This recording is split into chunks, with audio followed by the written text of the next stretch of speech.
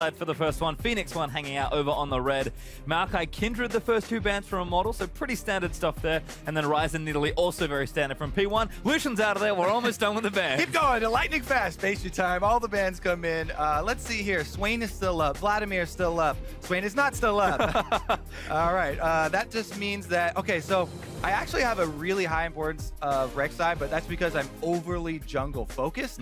If we actually look at, worldwide trends, things that have slipped through here, Ekko, very high priority. Fizz has been rising though in that sort of counter, and people are kind of happy to take him into that. But there it is, the first pick, Ekko. They do pretty much just go by the numbers. The next highest percentage champion to get through picks and bans here. He's strong all around still. This is 6.10, remember everyone. And we're not playing on the live patch. And he's still very, very formidable up in that top lane. Have to think it will be Huni's champion. Could be a flex, but we've seen Huni play already twice yesterday, so no reason to suspect otherwise. Vladimir also open, but Immortals actually didn't touch it in their series versus Cloud9. It was notably absent somehow, so we'll see if maybe P1 decided to pick it up and take it, or if they've got something else in mind. Yeah, and that's one of the two, ridiculous healing mages that we have kind of upsetting a lot of the games here. Swain is the other one, along with Vladimir. He's on the ban list, but man, either of those two champions, they've been catching a lot of teams off guard. People haven't really got used to where do I fit my Grievous Wounds into my build. Do we assign it to the AD carry to try and get an Executioner's Calling early, or just wait for a mid laner, Morella Nomicon, that only kind of works when he's low already? So there are a lot of trade-offs if you decide to give one of those super healing champions over in the meta right now. Right now, they're going to stay untouched as Rek'Sai Braum are actually P1's first two picks. Very safe here, very standard stuff, but they do deny the Rek'Sai away from ReignOver. Yeah, as far as the supports have gone recently, both Braum and Bard are the two most banned. And Zig going to grab that one for his teammate. Gate will be happy to play the strong man this time around. As I said before, on Immortals side, Rek'Sai for me has risen really, really quickly in the pick priority, just because almost everyone is banning both Nidalee and Kindred. And I feel like Rek'Sai does have a significant advantage over everybody else right now. The improvements to the Cinder Hulk, you can just build full tank, get Sightstone, get a lot of information, and still play a front line for your team effectively. Such a strong juggler, but Immortals have plucked in a few more picks. Viktor actually maybe less popular than I expected coming into the week, but certainly a champion Pobelter is comfortable with. And Karma, she's just around everyone in North America. I mean, if anyone's going to be just playing Karma every game, probably Adrian. True enough, the guy to start it all off, right? Last split. But anyways, there has been a lot of focus as well on speed recently, and Karma's AoE speed shield combo has been very effective with it being picked in conjunction with Viktor. That is going to be the support. This is a very AP heavy team for Immortals, so we're definitely going to see them rounded out with WildTurtle on a threatening AD carry rather than one of the more support oriented ones. The thing is, he's played Ashe a lot already, so if they did that, I would expect them to actually get a bit higher damage jungler and to maybe get somebody with some physical damage from that side, or not go with that pick all around. Anyways, the other sort of utility AD carry, which also has incredibly strong late game teamfight damage now, so is picked up there for Phoenix1. Yeah, got Trundle in there as well for Zig once more, I have to assume. And there's Ezreal locked in with Graves also going to join him. That fills the exact role I was talking about for jungle. Some AD threat coming from that role as well. And Immortals round out their damage profile very nicely in their last two picks. You can see the thought process there. Meanwhile, Phoenix1, they get the counter pick. Who's it going to be? They already have everything except for mid lane. And it's hard to counter pick Viktor. Teemo's not the one to do it, but we'll get some crowd favorites there. I have to say, I really want to see Slooshi on an assassin. Something like LeBlanc, the Fizz that he played already, even though he gets smashed in CS basically, still able to create plays for the team and try and cause some chaos. His LeBlanc got banned yesterday, I believe, so might just take it here. Pretty safe into Viktor, generally a decent champion to pick, and he will take it. He'll get your assassin this time, Kobe, but it's not Fizz. I'm still very excited to see this because Slooshi, when he was playing for Teammate, this was one of the two champions he won games for the team on. There were a few games where he really hard carried for that team. Orianna and LeBlanc were the go-to ones. LeBlanc hasn't changed much since then, so we shall see if he can get that mid lane pressure and start to roam as he used to do. Well, P1 definitely looking at Slooshi to get things going because they do like to play aggressively with that mid laner. We'll see if they can maybe tighten some things up though. Immortals, a long series yesterday, but still a very strong one. Feels like they're the same consistent team that everyone thought they were going to be coming back in after being so dominant throughout the spring. Yeah, Cloud9 really gave them a run for their money there, taking it the distance. This time around though, Immortals, lots of damage in this lineup, as I assume that Huni is once again going to go AP Ekko, so they have a lot of threats, and then the AoE shield speed from Karma is really what they're relying on to create a lot of the plays, because they don't have a ton of hard CC. Their hard CC is very unreliable. Ekko, with the parallel convergence, is going to have to be maybe flash plays or some sneaky flanks from Huni, because he's not going to be that tanky. No, I've seen it before. Huni does like to make the big plays, but we are really nearly ready to begin this best of 3. So let's hear from you at home. Tweet the hashtag IMT win or hashtag P1 win to support the team who you think will win game number 1. Don't forget, it is a best of 3. I'm sure you're sick of us reminding you already, but we'll get to see at least 2 games from these 2 teams. Yeah, I'm still getting used to it, actually. You know, this was my first day on the analyst desk, prepping for this game as well, trying to keep track of all the action in both streams, especially when the games get exciting. It was very fun. All right, in the Battle Theater here, though. First game of this series, and we're going to jump out to pretty standard openings. Everyone's going to fan out, and it looks like it will be a defensive opening. Probably pretty standard here. Nobody looking like they want to get deep wards for the invade or any kind of lane swap here. Nope, everyone just chilling out.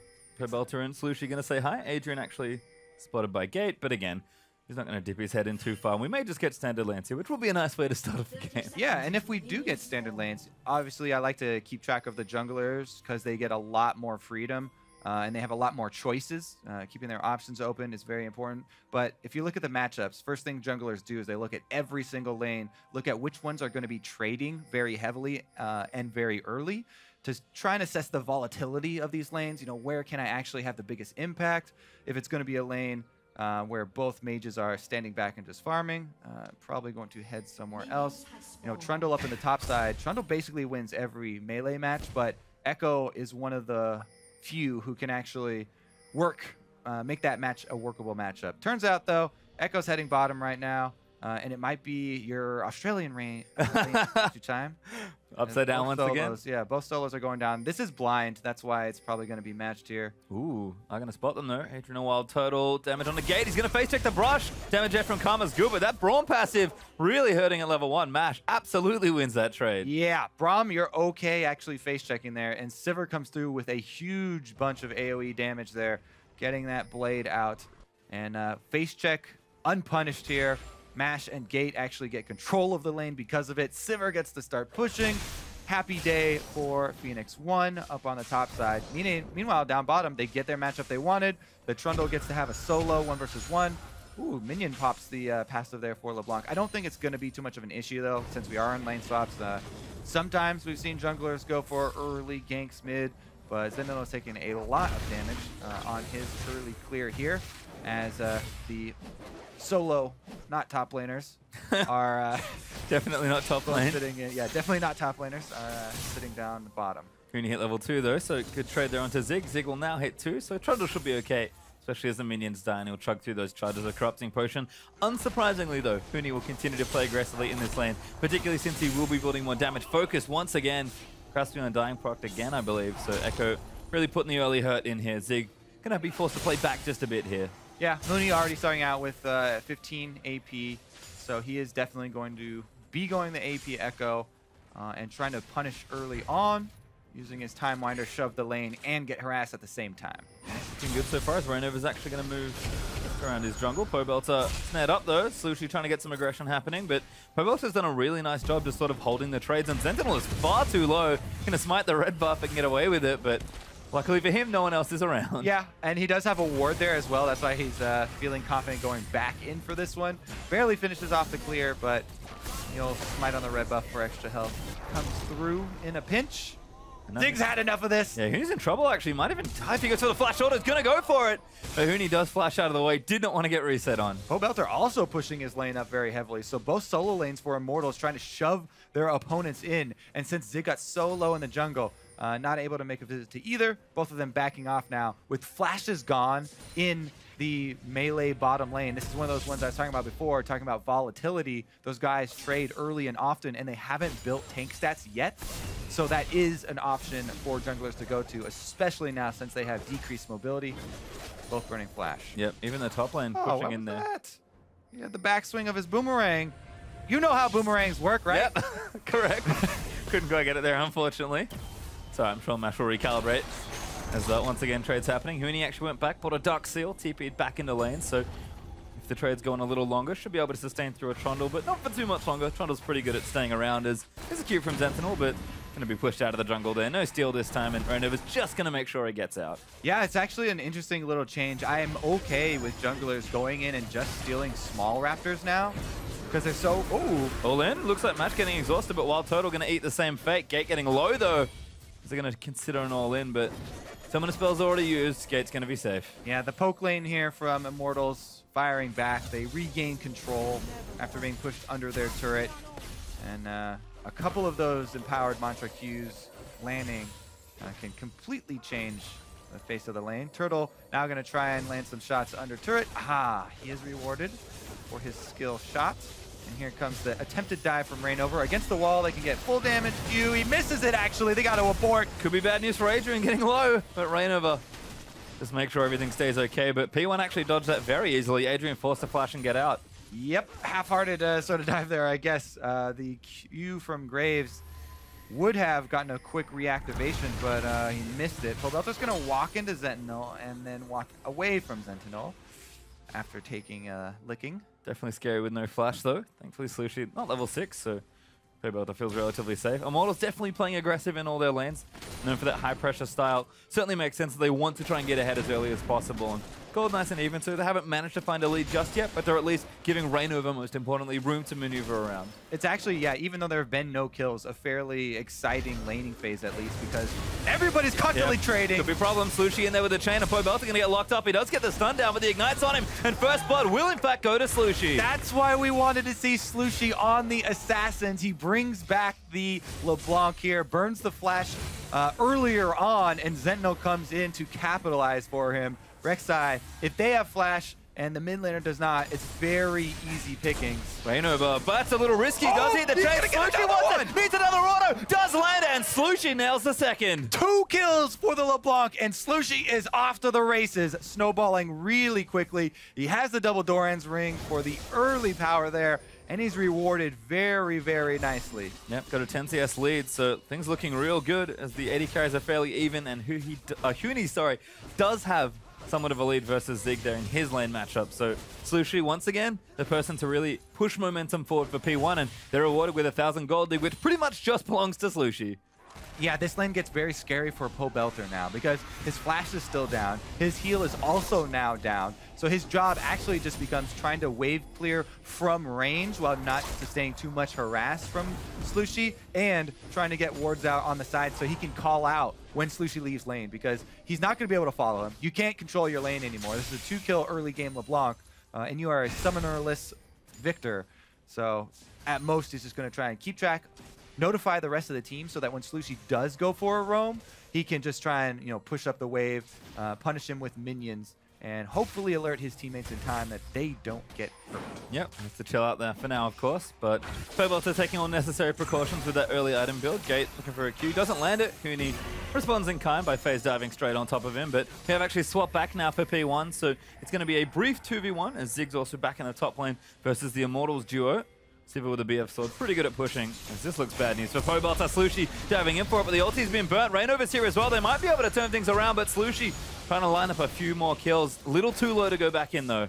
Yeah, really good counter to gank there by ReignOver. They know that every time the wave is going to get pushed past mid, it's going to attract attention from P1. Now ReignOver, though, barely dodges that Q from Braum. That was necessary. Here's Huni, though. He's teleported in, and now the gate's going to be the target. Slooshi are going to dive back in. His Turtle's also made his way down with Adrian. Ulti's not enough for Grace for the kill onto Gate. He flashes out and somehow gets out alive. Party mid lane here. Huni also canceled that teleport, so now there's going to be a teleport advantage for P1. Zig on the Trundle does have that now, and nobody ends up going down in that exchange.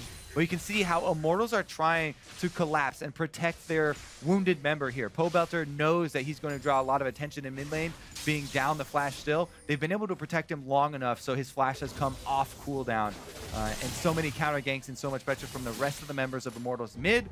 They've been able to pretty much right the ship, and the very, very small gold lead now for Phoenix1 from those kills has been almost negated. Pobelter going to get his blue, so feel even safer in mid lane. Might want to go back, but doesn't have to just yet. Zentinel farming out that red will take that for himself and continue power farming there on the Rek'Sai. Actually, jungle CS pretty even. So it looks like for the most part, Graves and Rek'Sai have just been farming away here. But again, we've sort of moved back straight into standard lands. It's interesting. We used to see this backland dragon was a big thing. Dragon sort of become a thing again, it felt like.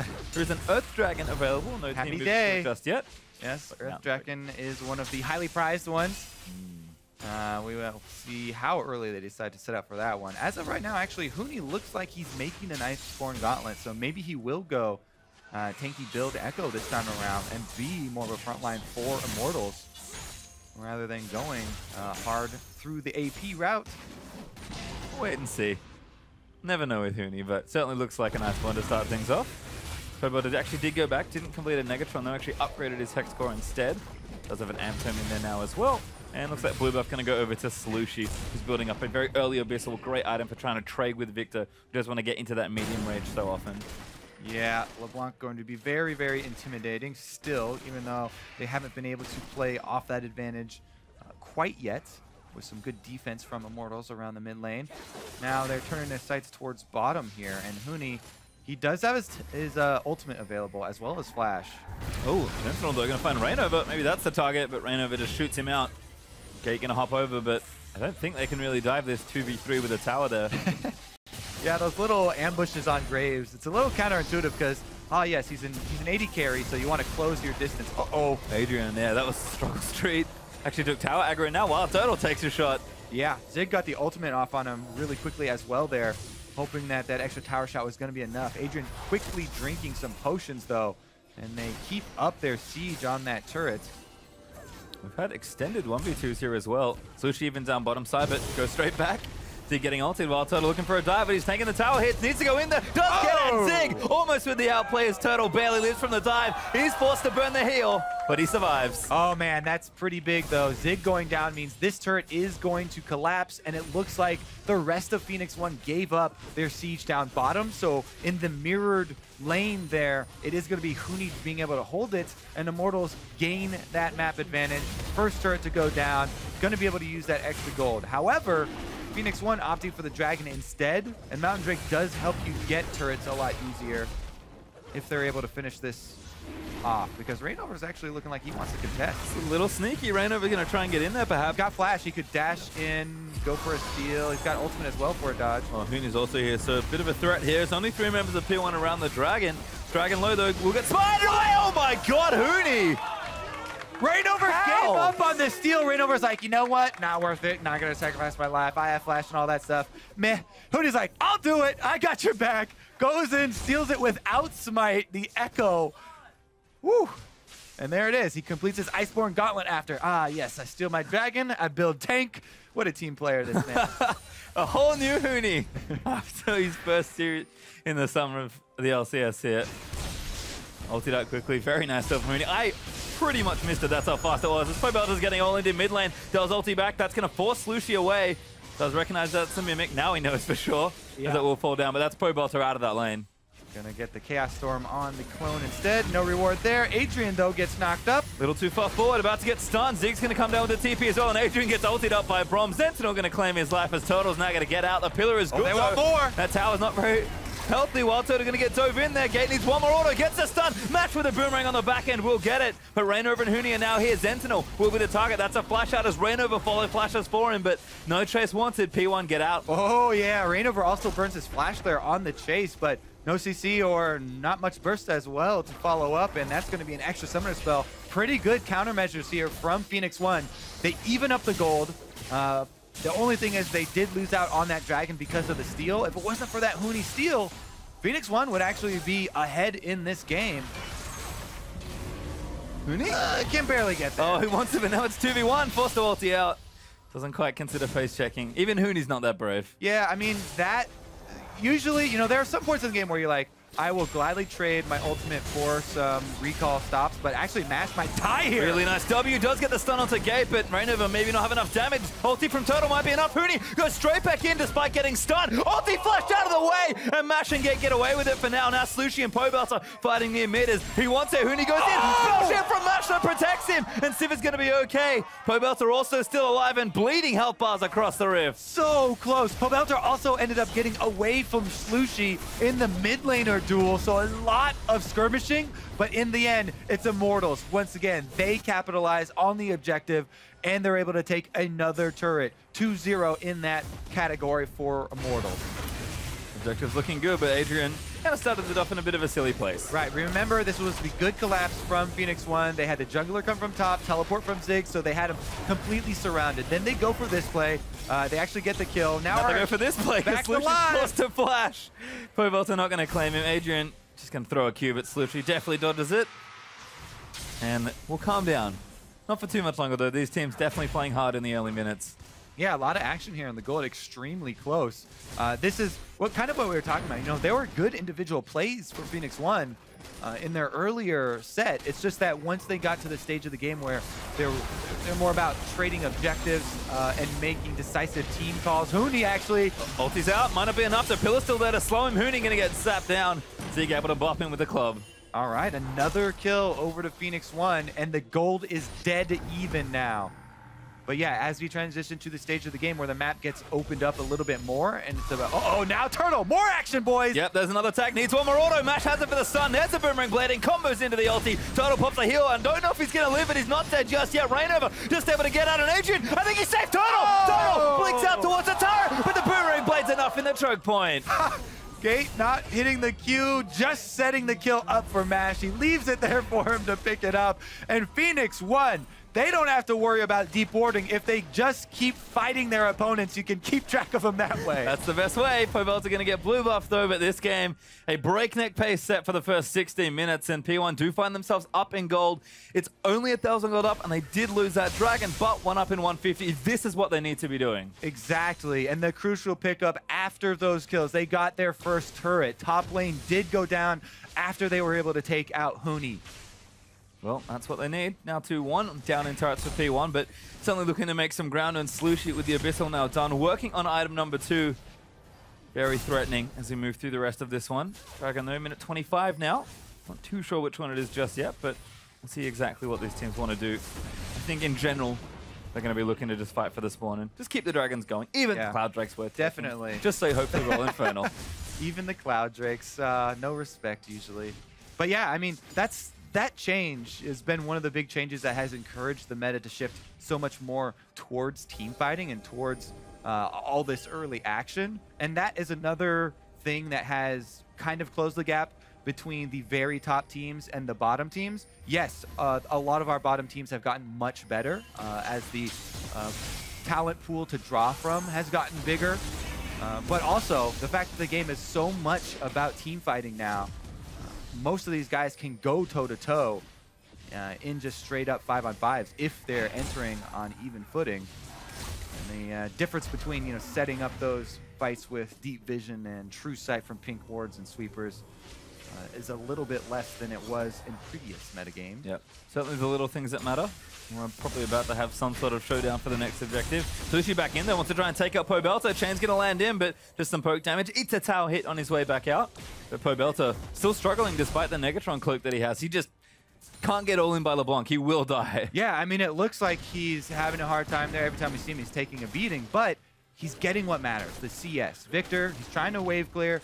He's holding this LeBlanc. We said his job had become just keep track of Slooshi. Don't let Slooshi go wreak havoc on the rest of your lanes. And he's staying competitive in gold share. So well done there after the early kills went over to the LeBlanc. Been able to hold on. Slooshi does have that experience lead, which is also going to help out, but see what Zentinel can do and get away with here. Yeah, he's okay. Pretty tanky on the Rek'Sai so far. Does have that Cinderhawk Sightstone build. Started seeing a lot of. Slooshi distorts in, but ReignOver's just going to throw down the smoke screen. Pobelter with the ward down from the blue trinket. Keeps track of that one. And Zig has actually finished the Ravenous Hydra. So that split pushing starting for the Trundle. Spectre's Cal there as well. So Zig will get stronger as the game goes on. We saw this from P1 in their series yesterday. Couldn't quite get the Trundle to work, but you could see what they wanted to do with the pick. And you're not going to be able to QSS off that Trundle ultimate later in the game anymore. So it's going to be fearsome pretty much all game long. Phoenix1, they send him back up top while the duo lane finishes off bottom turret, and Earth Drake, or Mountain Drake, number 2 here. This one, P1 gonna make a good case for. Last time they had a good case as well though, and Huni stole it away from him, so maybe Adrian or someone down there does it again. Well, Huni's busy. He's actually taking the Rift Turtle, so WildTurtle's here. He's up! Ulti charge up! Is he gonna get it? No. Smite there from Zentinel this time secures that. They'll just trade objectives this time. Huni does get Rift That timing there with Herald going down at the exact same time as Dragon. You have to second guess for a second, but no. They are able to secure this one. So Phoenix1 evening up that Dragon count as well. This Rift Herald buff, though, really important nowadays. It lasts 20 minutes. Okay, so maybe not really important, but it does last 20 minutes. Yeah. And it is really important for the top laners because this is a 1v1 where you are going to get the full effect of that Rift Herald buff. And Huni on the Ekko is going to have a hard time. Even though he's building full armor, even though he's building tank, Trundle right now, with the slight lead, and you won't be able to build QSS off the ultimate, he's going to be a rough 1v1 for the entire game. That Rift Herald buff might actually be significant in this game in helping out and determining who gets the push advantage in the 1v1 with Ekko Trundle. Yeah, we've seen quite a lot of Trundle recently, and he feels like the best natural recipient of the buff. So more than anything, Huni, who's definitely a split push type of player when he wants to be, I think denying it from Zig's probably the good news there. Yeah, what it does for people who haven't been able to keep up on the recent changes is now, since it does last 20 minutes, it actually just has effectiveness to be able to charge up when you're not around your teammates. So that's why we say, oh, junglers and solo laners are good options for it. It reduces the damage that enemy champions can do to you by 5% and charges up corruption taxes. But they're not alone now. Everybody grouping up mid. Slooshi in does do good poke on a ReignOver. They're really trying to protect this turret, and P1 will keep it available for now. WildTurtle's nice and strong though with the transform on the Muramana and the Iceborne Gauntlet. So poke's definitely here alongside Adrian in particular, but cannot get caught in any sort of flank here. Huni though, running interference in bottom side. Zig's going to have to go down and join him. All right, we'll get our first look at the 1v1 now. Post Rift Herald taken. Never mind, we won't. They're just going to trade minion waves. Not today. Not yet. It'll definitely be happening. Oh, but Huni just it'll backed happen. away. And when it happens, we'll point out the damage from the corruption stacks. Does do quite a lot. Pobelter getting blue, I think. Maybe they got taken by ReignOver. That's a bit cheeky. P1 though, counter pushing. No, Pobelter does have the buff. We're okay. There's the Viktor wave clear. P1 get what damage they can while they can. Yeah. Viktor very annoying to try and break. Definitely. And remember what we pointed out as well in Champ Select. This Immortals comp, while it is pretty balanced as far as magic, physical, and they do have a tank now with Huni building tank instead of going with the AP route. The thing is, their CC is very unreliable. We talked about parallel convergence. That takes a little bit of skill and timing and luck to actually hit. But as of right now, we're going to see an assassination attempt on him. They don't land it. But the other one is going to be the gravity field, and that takes a long time to land. Gate actually gets pushed off the turret and has to flash. Oh, going to flash out of everything. No, ulti though from Turtle's enough for the snipe. Mash puts up the shields like, yeah, that's all I got. Sorry.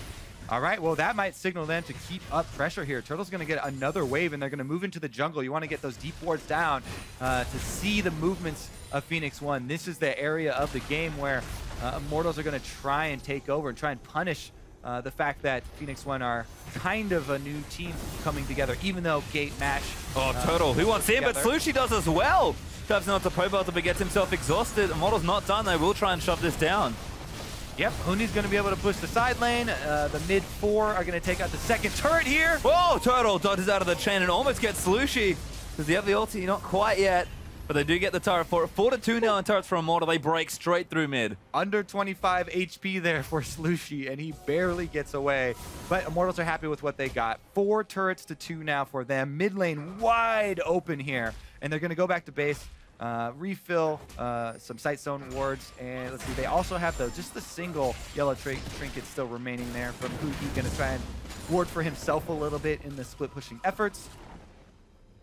Other than that, this seems like, again, we'll reset the map at this point in the game.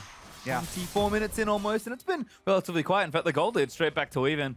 Immortals finding an edge with some of the turrets, but P1 certainly keeping up. Exactly. You know, the objectives for Immortals, whereas P1 getting the better of the kills and using their teleport aggressively, trying to collapse and getting a lot of ambush moves onto Immortals, taking out pretty much everybody. So let's see here. Dead even gold. Positioning for the next team fight is going to be a little bit difficult for P1 because they're the ones without the deep wards, but they have map control. And LeBlanc coming down for Turtle. Slooshi wants it. He's going to look for it, but doesn't find the chain. Turtle now going to maybe try and turn things around. Lands the first Q, gets the damage down, lands another Q. And might look for it. Turtle really wants it. Comes in with a snipe. Versus 2. That was a legitimate 1 versus 2 from Turtle. He gets the kill. Failed dive there from Phoenix1 and a huge mistake. And Turtle's going off, to be honest. 3-2-0, got a Hex Drinker. Everyone's respecting Slooshi with some of their item pickups because the 3 carries have MR, and of course Huni, who's building it, will finish that Spirit Visage at some point. But yeah, Turtle just went in. He's like, I don't need anything else. I got this. Oh my. All right, let's see what Immortals do next because they're looking to press in here. Their minion waves are not quite pushed up, so I don't think they'll get too much done. They're just laying down the groundwork. A couple of vision wards. ReignOver steals. Yeah, he got it. Oh, now Turtle here again, wants another kill. Zig's like, I remember this situation. Doesn't have his ulti from last time. They might even go for a dive here, but Pobelter also in trouble. That's going to be the TP down as the ulti's not enough to take out Zig there from Graves. And Immortals are happy to take this action now because they were the ones laying down that groundwork, the prep work we talked about. All their minion waves shoving up. Huni got the bottom lane pushing. They're pressing in mid and top at the same time and trying to collapse. And she's well done, so Huni pretty tanky. Going to tag Gate there and get the slowdown mash and have to work through parallel convergence. Might have issues though as the speed up's there from Adrian. Turtle moving in, but he's going to get his way out. Chaos Storm does so much damage on the backside. Zig teleported in. Zentinel's in there. Zig, he's going to try and clean it up, but I think he's just going to get CC to death here. Zig is going to get Pobelter to go down to the backs. No, he's not dead yet, but Turtle is going crazy. Picks himself up a bunch of kills. There's an outmatch going to get dove. A triple for Turtle. Oh my, so ridiculously close there. But Zig, if you look at what he teleported so far away. It was a good 15 seconds till he walked over to the team fight. And Phoenix1 tried to start that off without the front line. Really good punish there by Immortals. They're able to take that turret plus base tank the inhibitor one, and Huni's gonna ult back into the turret to barely survive. They can't finish off the inhibitor turret, and they're going to just walk away with that extra gold. But yeah, it took a long time. Look at Trundle walking over from Tribush right now. Big AoE from LeBlanc, but bigger counter there from Pobelter. Chaos Storm and Laser both landing. Then AoE shields from Karma keep the entire team alive. And Huni on the front line, able to chase him down, finish off the kills under turret. Turtle does go down into the very end there, but Immortals pretty happy with the way the game is trending now as they finally jumped out to the real first significant gold lead. Pretty quick answer here from Zentinel, but I think it's going to be run off by Immortals as everyone comes down. Yep, unfortunately the rest of the team not able to counter, so Mountain Drake number 2 will go over to Immortals. They actually get the 3rd overall one of the game. Huni actually going to just make sure Zentinel's all the way back towards his blue buff, and there is that secure in, plus the blue steel out for Immortals. Both teams just constantly fighting here. A lot of action, but the game is telling them focus on objectives. Mountain Drakes only. They will be able to take those objectives very quickly is what this does mean. Whichever team does get, a significant team fight kill as far as numbers advantage goes, that Baron will drop very quickly, as will turrets. Yeah, well, that inhibitor turret is regenerating now, but looked awfully low. If Immortals had had the second dragon, probably would have taken it with a stiff breeze. Yep. Instead, we'll just reset things. Turtle finish up the more of Malmortius. Extra shields now for Adrian as his locket is completed, and a perfect hex score for Pobelter with more to come. But P1 going to steal away the blue buff. ReignOver not able to get it for himself. Yep, and while they're stealing away the blue, Zig pulls some sleight of hand. Look over there. I take about half this turret on Trundle. Luckily for Immortals, though, it's still their outer turret standing. We're able to move in to protect it. Ulti in, looking for ReignOver, doesn't quite get tagged though, and Immortals able to go back in. Total just jumps in straight for gate, and Pobelter looking to lay down the AoE, does get the Chaos Storm down now. Huni's looking for the flank side as well, doesn't quite phase up in onto gate, he'll flash himself to safety. Immortals wants a chase, but no one from P1 answers. Yeah, P1 though, they use the Sivir ultimate as well as Braum there, so both their engage and disengage tools down. Immortals, as we said though, they don't have that reliable CC to punish people for plays like that. It's really hard for them. They have to have some very interesting setups to be able to get, parallel convergence and gravity field to lock someone down. So P1 are able to get away with it. Does mean they cede map control though, and Immortals going to force it here. Yeah, it could be Baron, that's the issue. Huni going to slap that trinket ward down, and this Baron is dropping quickly, especially with the two Mountain Drakes. They'll pull off there. They might try for a fight. Huni, again, just running interference in the backline, trying to make sure Zentinel doesn't get in for it, and Immortals are not finishing this. Yeah, they're going to go hard on that. He's dead. Gets caught on the sidelines there, and now they'll pull the trigger for the rest of it. Ulti in there from Turtle gets damage down onto 3 as ReignOver is just pushing forward for a few extra shots. Really like this from Immortals. They want to use these double Mountain Drakes. They're going to be able to burn down Baron now. Mash not there. It's a crucial member for Phoenix1. It would have to be a suicide mission from Zentinel to go try and steal this, but he's going to go in for it. Huni, again, a little low on mana as Immortals might have to pull back off, but Zentinel's in the backside. Huni actually dies the gate. Oh my and now the Baron is too low. It's a 50-50. They go in, but ReignOver does take it. And now Zentinel taking damage as Gate's just getting eaten out by Turtle, but Immortals keep moving in. Turtle finally slays Gate, and they will turn things around. Pobelter able to take out Zig. Slooshi going to get chased down as Turtle's going absolutely crazy this game. Goes over the clone for another kill, and Zentinel almost about to get the ace, but he ulti's out. Sneaky move out there, but my goodness, is Turtle carrying this. 9 kills now on Ezreal, and he is going off hard. Baron buff for Immortals means that with the 2 Mountain Drakes, they will be able to knock these turrets down very, very easily. I really fear for the Phoenix1 inhibitors. They might even lose 2 of them off of this play. Well, you can see Turtle, he'll start attacking this turret. That's a lot of damage. Adrian even in there as well. Baron going to help out. Mash actually in a bit of trouble. As Turtle happy to play aggressive. Little low on mana, but we'll get some back there from the Muramana. TP in for Immortals, looking for a play. P1 going to crowd around Huni, but Huni just here to make sure the inhibitor goes down. Pobelter rotating in as well. Mash ultis, they look for Huni, but he's pretty tanky. Zentinel off to the front side is also taking damage in the front. P1 trying to get a pick here as Pobelter's forced to flash out, but the damage is back in. Huni setting up for the stun, but Slooshi straight in the backlines tries to assassinate Adrian and does not get it. And the front line is just not dying on either side. Yep, and that did buy time for the minions to finish off the inhibitor mid. So it was 2 inhibitors off of that play. 4,800 Baron power play already off of that one. And Immortals just take a huge chunk out of the Phoenix1 base. Yeah, overall lead massive as well for Immortals. 7k up in this one with items just flush through the inventories. Dragon will be back up in a minute 50 for Immortals doing a wander over and try and take it. But with 2 inhibitors down, there's also an argument for just heading bottom lane, trying to close out the game. Yeah, man, let's take another look at this one because Huni on the front here gets pillared, then does not have any summoners to get out. Braum stun is a pretty easy looking kill for them, and Phoenix1 bully their way in. Really clutch smite by ReignOver there because Zentinel was right there in time. Trigger ready, but WildTurtle, you can see, going aggressive, finish this one off. And he knows that Slooshi has already pulled that trick before, trying to move the LeBlanc clone and distract you, but doesn't matter. He takes out the clone and the real one.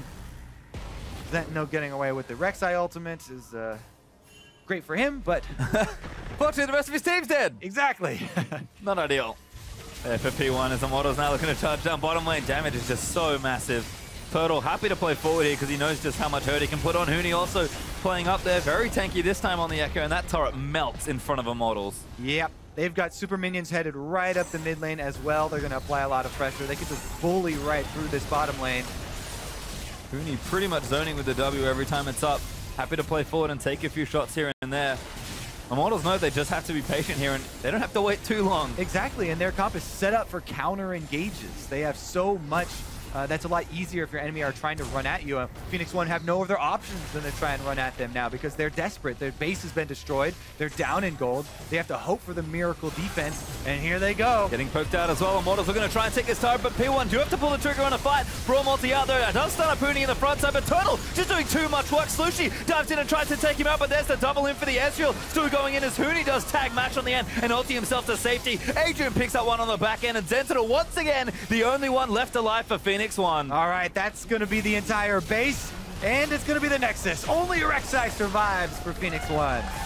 And Immortals able to take this one down. A very convincing game 1 victory. Close throughout the first 20 minutes or so, but Immortals come up with the clutch plays. Turtle goes crazy, and they do manage to close out very clean. Yeah, sort of what we were expecting from Phoenix1. They went toe-to-toe with them in the early stages. They were trading blow for blow. Skirmishes, they could handle their own. In team fights, they also were handling their own until Immortals finally pulled that trigger. They were ahead in objectives the whole time. They had the extra turrets, more map to work with, and Immortals, before they would take the fights that Phoenix1 were offering, they would push up their minion waves first. Sneaky preparation from them, and after each one of those team fights, they would get a little bit of damage on the turret, eventually knocking it over, stacks up, and Immortals are able to bring it home.